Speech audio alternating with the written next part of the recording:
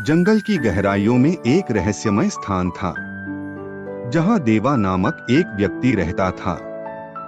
देवा एक साधारण दिखने वाला युवक था, लेकिन उसके अंदर एक अद्भुत शक्ति थी। उसने जंगल में कई वर्षों तक अकेले रहकर अपनी कला को निखारा था। वह एक कुशल शिकारी और जंगली फल फूलों का ज्ञाता था।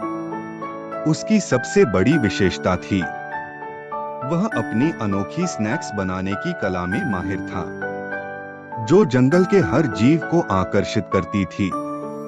एक दिन जब देवा अपने स्नैक्स की सामग्री इकट्ठा कर रहा था, तभी उसे एक अजीब आवाज सुनाई दी। यह आवाज एक घायल हिरण की थी। देवा तुरंत उसकी ओर दौड़ा और उसे बचाने का प्रयास किया।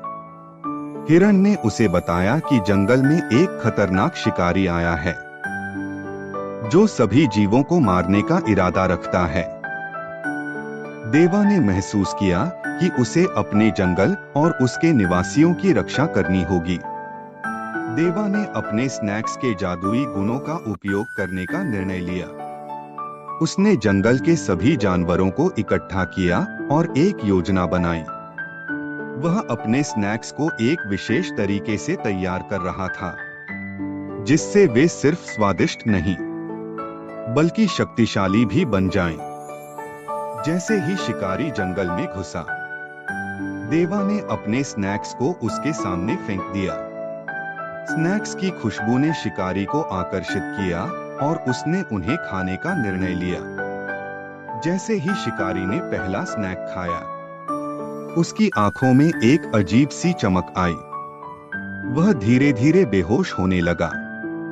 देवा ने इस मौके का फायदा उठाया और सभी जानवरों को इशारा किया। उन्होंने शिकारी को चारों ओर से घेर लिया और उसे जंगल से बाहर निकाल दिया। जंगल में फिर से शांति लौट आई। देवा ने अपने स्नैक्स की मदद से न केवल अपने जंगल की रक्षा की, बल्कि सभी जीवों के दिलों में एक नई उम्मीद भी जगाई। अब देवा सिर्फ एक साधारण युवक नहीं था, बल्कि जंगल का रक्षक बन गया था, जो अपने जादुई स्नैक्स के माध्यम से हर किसी की मदद करने के लिए हमेशा तैयार रहता था।